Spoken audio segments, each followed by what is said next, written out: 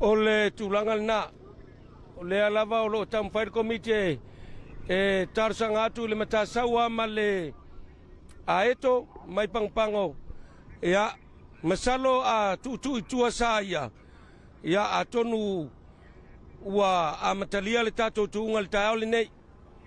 lea la ua tutu le lei lava le manulele tausala numero 3 o le lupe lele o le Fealofani Samoa ia ma le sawa lao lava o lo o tu le lei mai le pito lai o sifo lea lava e tamwhai atu le komite tutu ua lea la waitua ia le waitua ia le matasa ua a lo iluma lava le taumua le aeto mai pango aeto mai pango le o lo iluma ia masalo e ui lava ina le o taumua tutusa i le nei tae au ia ae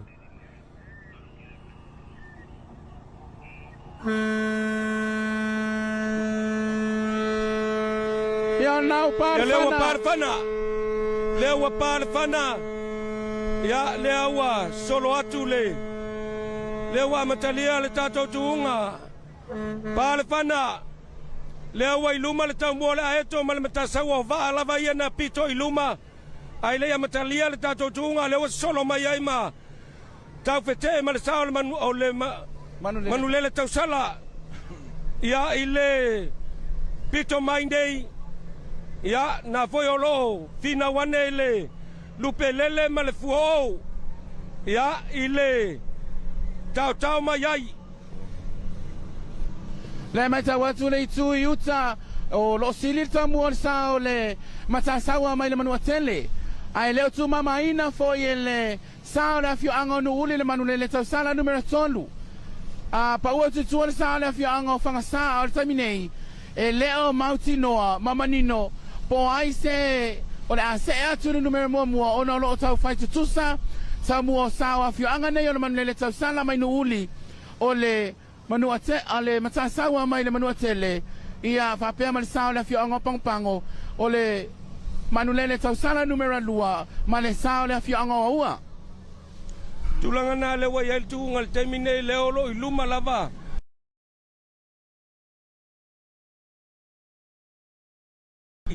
lata atu iai le sa le o le aeto whapea fo i le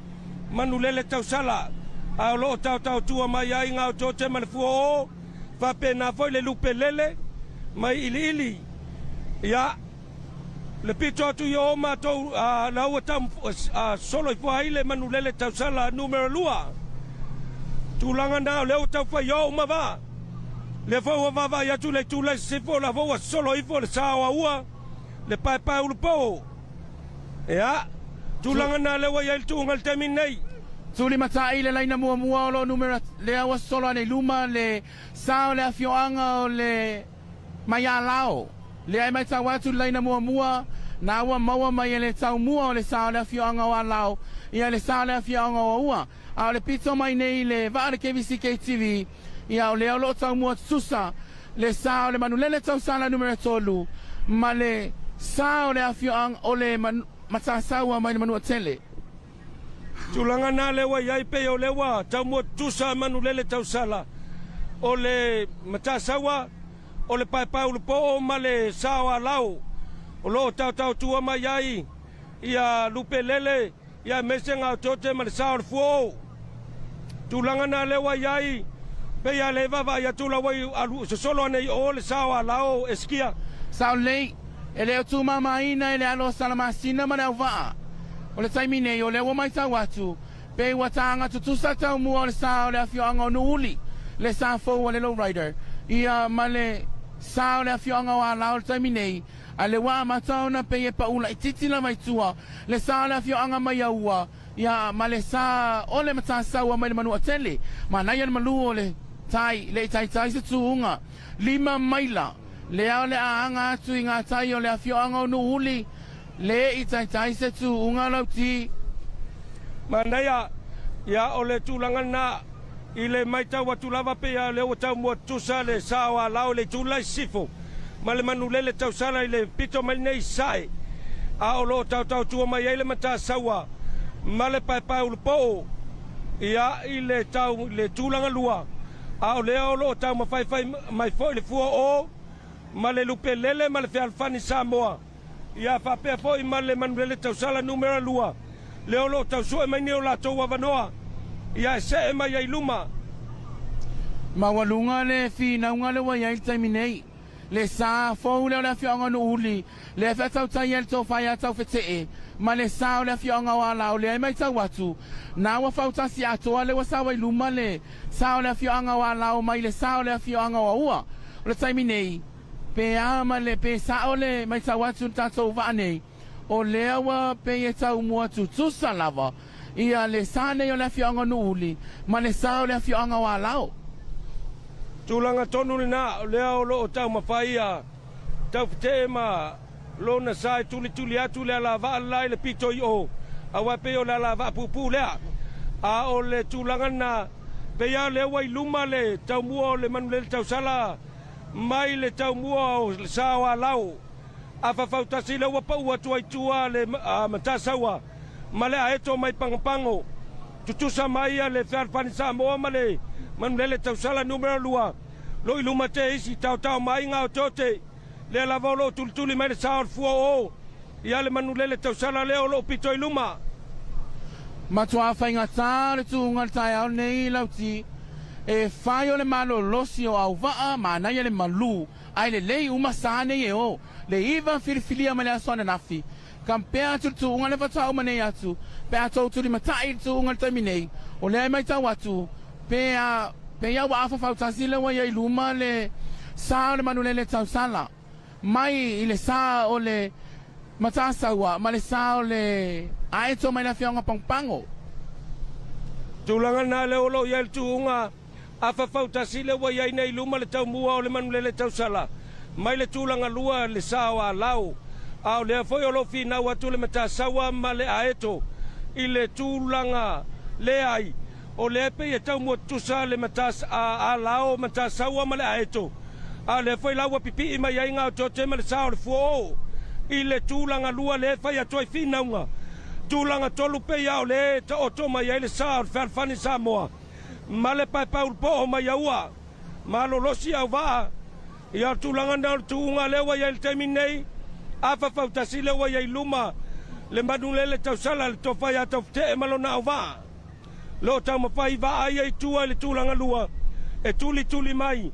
Ia tūlanga o le tūunga. Ia leo whafsanga i le tūunga. Ma le ngā taifa le tonu lava o le awhionga i nu uli. Ma na ia le tūunga le tai au nei e le aise mea o... Le aise mea o tupu. Lo le lei mea uma se i tātou tali pea. I le taimi atini ai le tūunga. A le taimi nei. O le tātianga lo ia i taimi nei. Ia te au lava ia lauti. O lea wai luma le sao le awhionga nu uli le sa fau lea. So iai ma le tawi vinga le sa ili mai e le fuao mai le awhionga watia. Ma ta sawa mai manua tele. Pango mai le aeto mai le awhionga pango. Ma le sao le awhionga wa lao. Le sa ili mai ai se sa e numera lua mai ai. E leo tu maina e le alo salamasina le tu ungali nei lauti. Moni lei o le tūlangana le olo iai le tato tūunga. Leo wai luma lava. Wai luma lava le manulele tau sala pea ama le afafautasi pea fua i la mātou ai. Mai le sao a lau. Ia a olo finau mai iai le sao a lau. A eto mai pangopango. A matasaua mai manua. Ma le sao le fua o. Leo lo tau mawhai mai e tuli mai. Ia le manulele tau sala leo lo pito lava i luma. Ma naia lava le tatianga o lo iai.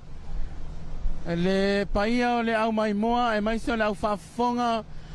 tapu ai. Ia mau mai pere tō vai o lo ta oto lava le tau tonga le leile tu unga i le tai au le nei. Le ai lava se mea wha le tonu. Ia o lo i luma lava le sao le awhionga nu uli taimi nei. Le ai mai tau atu, le ai lona lua atu ai loa iai. Le sao le awhionga wa lau o le lona tolu. Le esa ili mai ai e le sa mai le awhionga watia. O le matasaua mai le manua tele. Ma le aeto mai le awhionga pangpango i le tūlanga tolu. a o lo le le lava tuunga le wo tonu mai lava le tuunga i le tolo lea i le ngā tai o Fatima Futi pe sao lea ia o le tūlanga na leo le a o atu le tuunga ia i le tolo lea i le awhianga o Fatuma Futi le tua o iai mamatu o vaai atu lava lea lava wa se lava i luma le sao o le tofai ata te ma le sao le manu le tausala numero 3 ia o lo tuli mai e a lao ia le sao a lao ma le matasaua ia fatasi ai ma le fuo ba na pe o le wa tau mo tu sai te minel tulanga lua ile mato mai tau pa u te isa tu tua le a eto mai pangpango a lo tau tua mai ai falo fani Samoa ma le pa u po mai ua pa ua tu lava i tua le lupelele ia al tulanga na le tuunga ia le aua mato mai tau watu wa fautasi atoa fa solo ina fautasi ma le apa le aua ia iluma tau fete e malona ava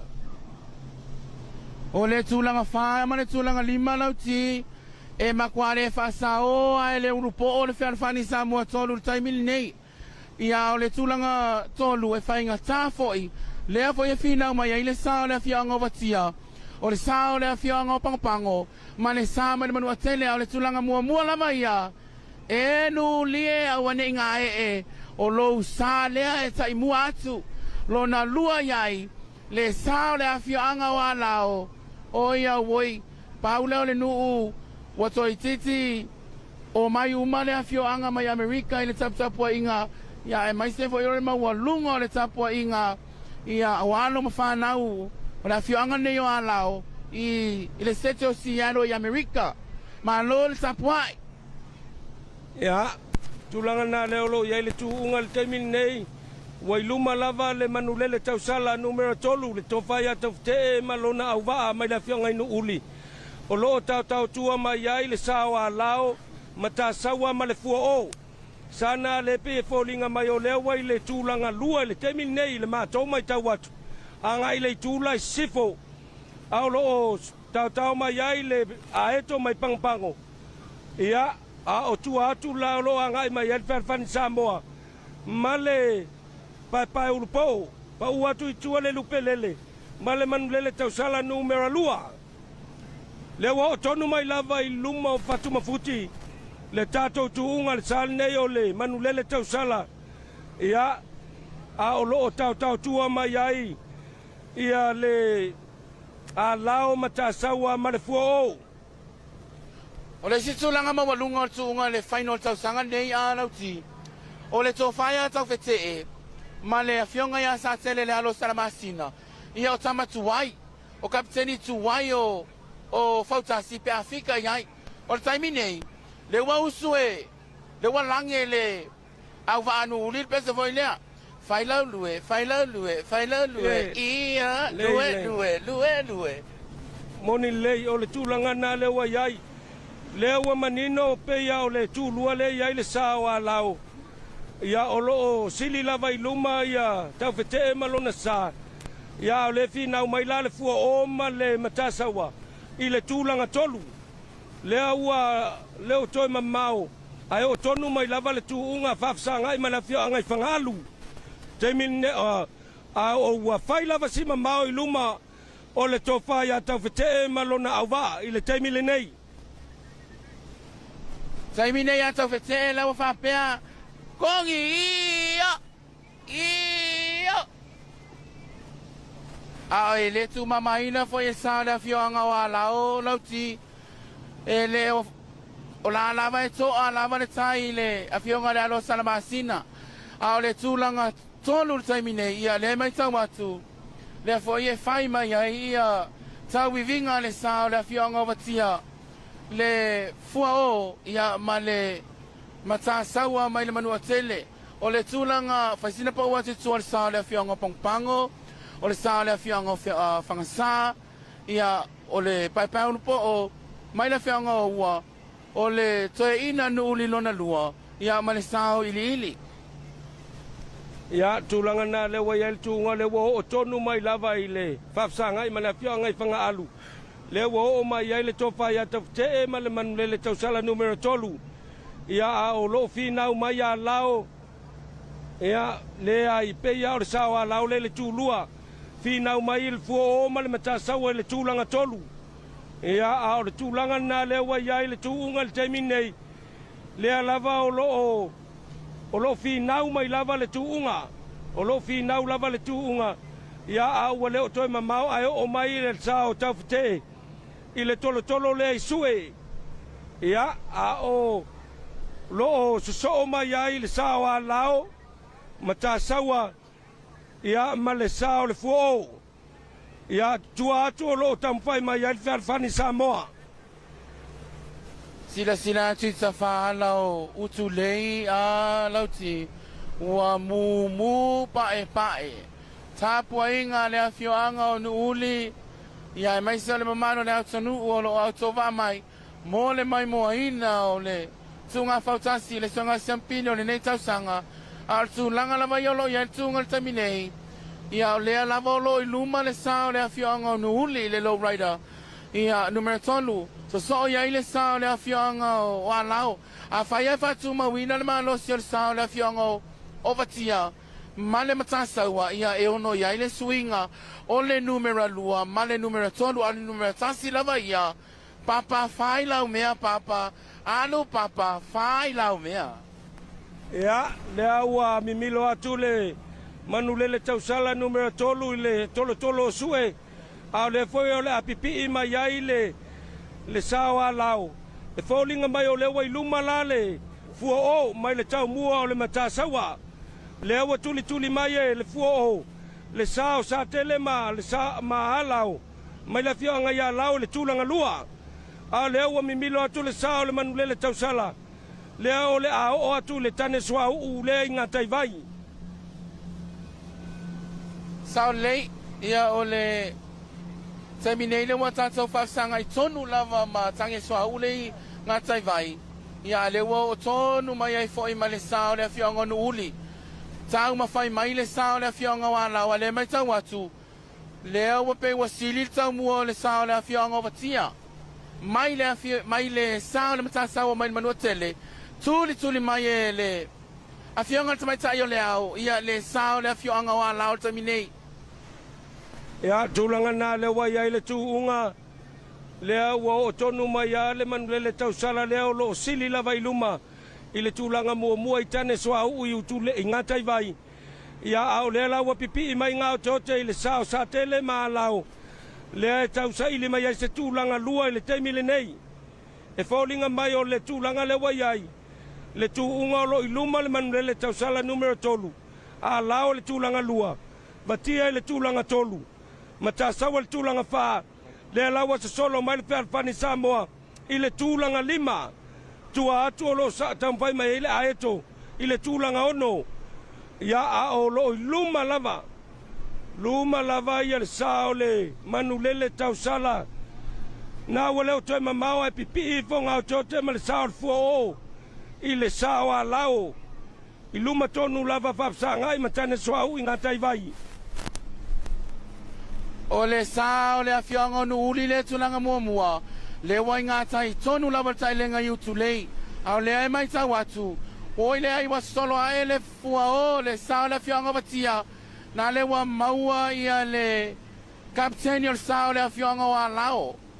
fai ngā tā le sailingo le numero lua ma le numero tolu pau atu le manua tele I le tulanga fa ia le fialofani na e foli mai le tulanga lima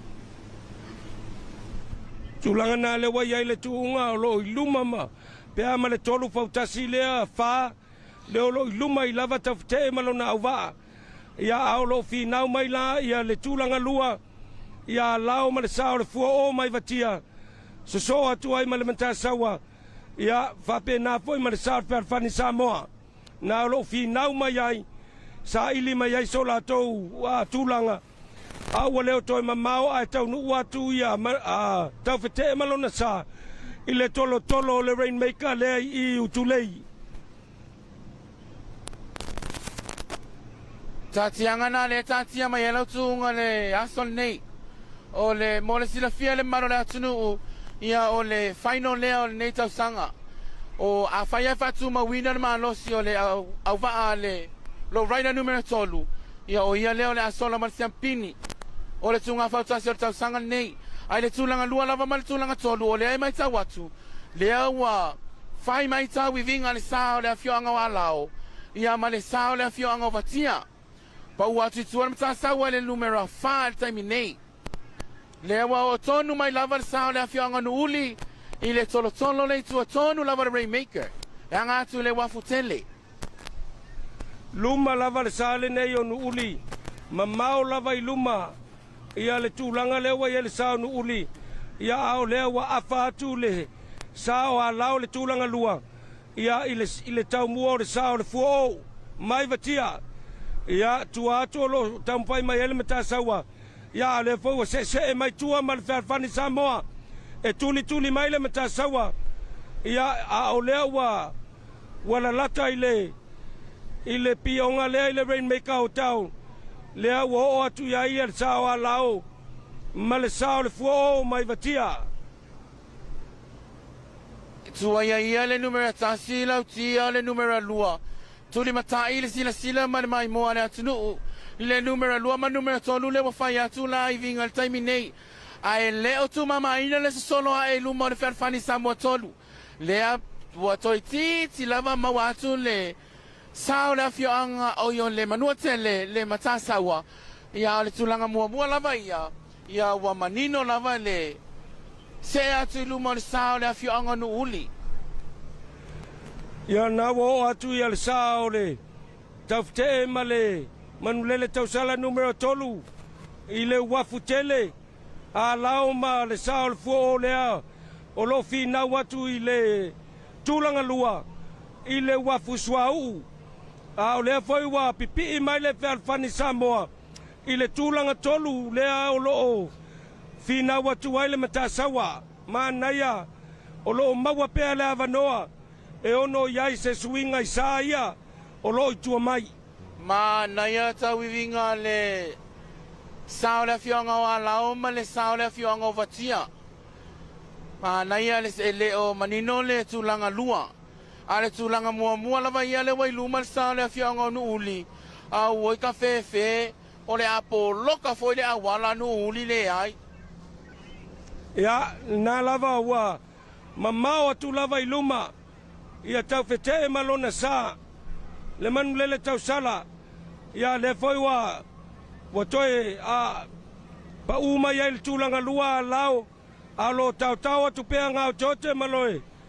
ma le sao le fuo mai vatia ia fa pe na foi le mata sawa tulanga fa ma le farfani Samoa le tulanga lima a eto le tulanga ondo tulanga fitula le wa fina mai ai le manulele tau sala numero lua ma le pai urupo fio lae ile fina nga le o lo fai atu i tua nei nuli ma le pai ale afioanga o lo sa le na ua motu mama atu le tulanga mua le afioanga o alao ia pe lavona o sila ma mai mua mai ia na foi ua se le mua atu lo sa fatautai le afioanga le alo salamasina le numero lua tau atu le sao le afioanga vatia le fuo fatautai le afioanga le tamaitai o le ao i le tulanga tolu i le tulanga fa o le matasawa mai le manua tele tulanga lima fe alofani Samoa tolu mai fangasa tulanga ono le aeto ma le afioanga pangpango a nae fai mai feanga le sao le afioanga wa ua le paipau le po ma le toia ina le nuuli lo raida numero lua tulanga na le wa ia le tatou tunga le taimi nei o lea ua manino mai o mua le manulele tausala ia so mai ia lao le tulanga lua tamfai atu le fua o le tulanga tolu tulanga fa le wa ia le matasawa tulanga lima le farfani Samoa tulanga ono le aeto mai pangpango finau mai le lupelele a finau mai le pai urupo ma le matasawa numero lua i le tulanga fitu ia ao le lupe lele i le tūlanga valu. O le nā o le tātianga na le wai ai tātou tūnga tai au nei lauti e mai tau atu. Le wo o tonu lava le tūlanga mua le manu le tau sala fōlea, le saunu uli, numero tolu. Ngā tai tonu lava le falfasala lau KVC KTV nei whangatongo. Le au anga atu na i le tolotolo i mana loa. O le numero lua le sao le afioanga o alau. Le au ngā tai tonu lava le maketi. Lona tolu mai ai le sao le afioanga o vatia le fua o. Le aise mea ngā setu unga lolo le mea uma. Tangatang yatu i ngā tai whale o tala whātai o whangatono mana loa ma pangpango. Fe lanu ai le tāpua inga nai nuuma. Afio anga tai tasi. Ua masi mai le whanasi inga tā. Mōni mawina. Ia tawaru manga o le fua. Ai mai se lava o le Super Bowl le Amerika Samoa i tau sanga tai tasi. O le tu unga whautasi. Ia nai peo na mai moat. Ia o le tu unanga na wa ia tato tu unga tai au nei. O le sa o le afio anga o nuuli le lo raida tolu. Ia na ua manino lo na anga atu le tingi. Ia vea o ia o le siampini o le nei tau sanga. Lua sifuluono. Ia tūlanga na o leo toi mamao. Ai o atu i le tini le tato tu unga. Le sa o lo pito i luma. Tau fete e ma le manulele tau sala numero tolu. Tau mawhai atu ia sa tele ma le sao a lao le tūlanga lua. Le whai o lo fina watu ngau tote ma le sao le fua o. Ia i le tūlanga tolu. Tūlanga wha le whai o lo tau mawhai mai ai lava le mata sawa. Ia tūlanga lima le whalfani Samoa. Ia o le tūlanga na o le tātou tūnga. Lea lava o lo tau mawhai atu lava. Ia sa ia o lo iluma. Leo toi mamawa e tini le manulele tau sala. Tu lua leo wa fina wa tuai le sao a lao. Tu tolu leo fina wa tuai. Le fua o mai vatia. E mōni mawina le si tia o le tūlanga o le afioanga leo a lao lauti. Pe lawa ti la fia o lona tau sanga lona lua le nei. Moni le lei. Mai tau watu a leo wa tūlanga lua le tau sanga le nei. Ia a ona ialom whanau o lo alo le salea. Ia o le mafuli lava le tele whana wa unga. Ia lewa tini le sao le afioanga o nuuli. Lona lua ia i le sao le afioanga o alao. Lona tolu ia i le sao le afioanga o le vatia. Le fua o mai vatia. Lona whane ia i o le mata sawa mai na manua tele. Lona lima ia i le fea lo fani numero tolu. Mai le afioanga o whangasa. Ai le mai tau atu I whea ngal pai po o ma le nuli lua ele o tu mama ina ele pai po.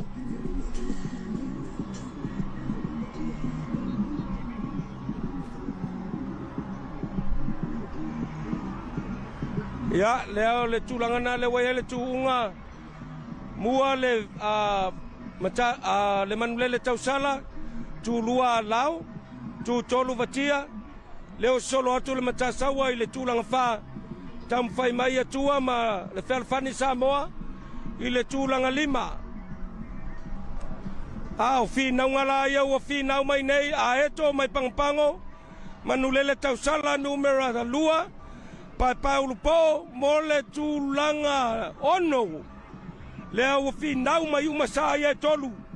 I le teimile nei. O te whai atu lau ti e leo tū mamaina.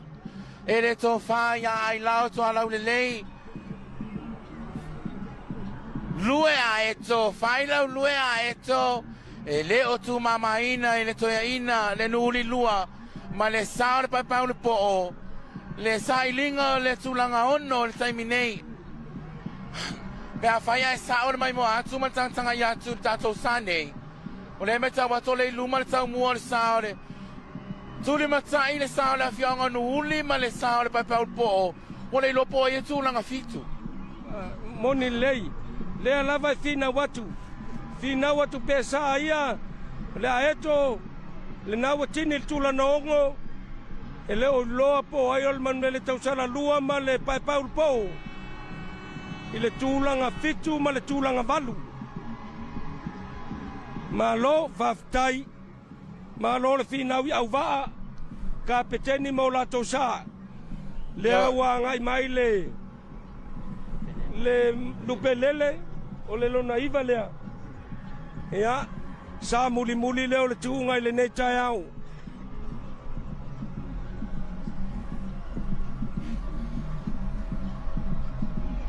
Ia, na e peona e mai mo atu, Amerika Samoa e mai se o le au mai moa mana au whaafonga le nei tai au. O le tau walunga na o whainga mea le tai le nei tai au.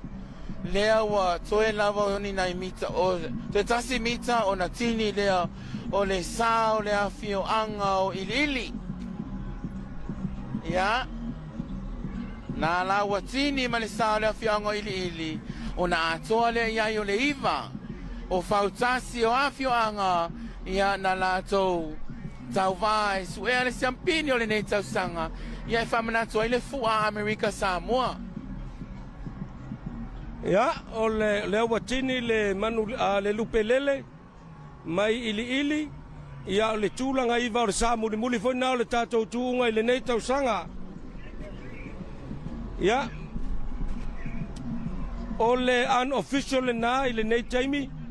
o le mua o le manulele tausala numero 3 leo lo whatautaia e taufutee le tōwhaia taufutee ma le awhio angai nuuli o le tūlua o le whionga ia satele ma lona au wale sao a lau tūtolu o le sao o le fua o whatautaia e le whionga tamaitai o le au ma le sao mai vatia tūwha le matasawa tōwhaia whare toa ma lona au waa tūlima ia le Fealo Fani Samoa tu wono le sao le aeto mai pango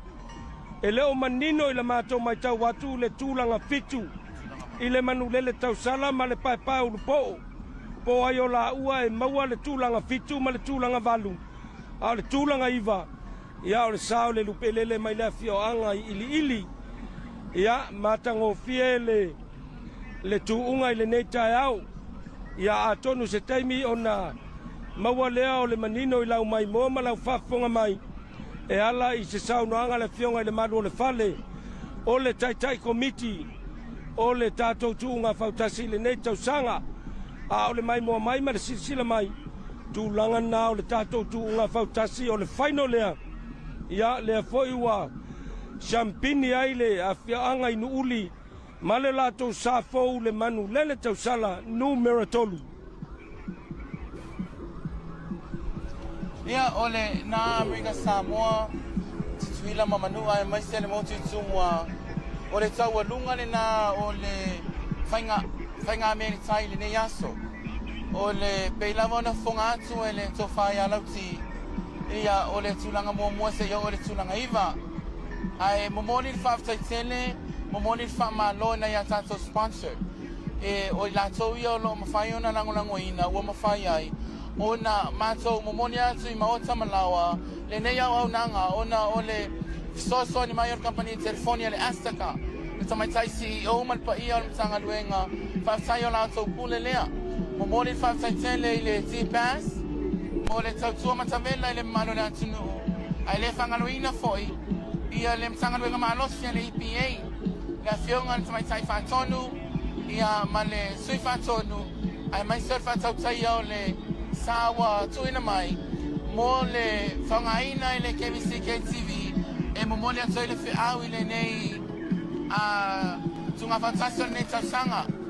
ai lauti au tātou tālia i se whai unga manino mai tātou komiti ia o le nā o le tātianga lawana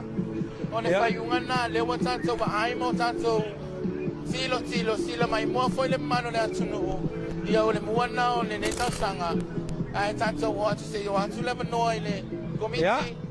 whafoi o le fu o le nei tausanga moni lei e atonu o se teimi o na tau mawhai leo lo whare televise toi avatu ia se atoanga o le whai unga o le tātou tūnga whautasi i le hit mua ma le tātou hit lo na lua e ala lea i le saunoanga mai le taitai komiti le awhionga i le malu o le whale ia whai vai ai maise o le komiti whafoi toi momoli atu le nganga whaftai tele ia i ofisa o le maloma matanga luenga sa tu ina mai le tau au sosoani mo le nei fa moe le tamaita CEO ma le pulenga o le Astaka ia o le T-Pass ia le bank e tasi i Amerika Samoa ia fa pe voi le tamaita ia Edna Nonga ma le sui fa tonu o le EPA sunga le kapteni ia Felice ma lo fa ftai ona o le va fa no ina ia wale tato live coverage le nei tausanga mai a tonu le avanoa le nei ia avatu ai foi le nganga fa ftai lau tapua inga Amerika Samoa pe a fai o maua mai tato fa salunga mo le atu le nganga fa ftai e tonu le nganga ua manuia le fa moe o le so ona o lau tau tapua inga ia mo le atu le nganga fa ftai tele le apo se sila le au nanga ma le tautua ile nei aso o le ato toa o se ngana foi wa taulau ulu ia malu ave fale ia i so to fina ngalo a se temi o luma ona tampai le awale tai committee ma le atoanga le tulanga o le tulanga o le tatou tuunga mo le temi nei ia se leo lo fale televise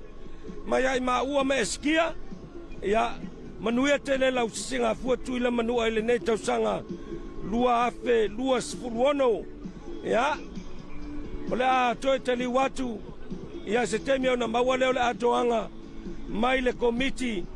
fa foi o tatou tuunga fautasil nei aso faftai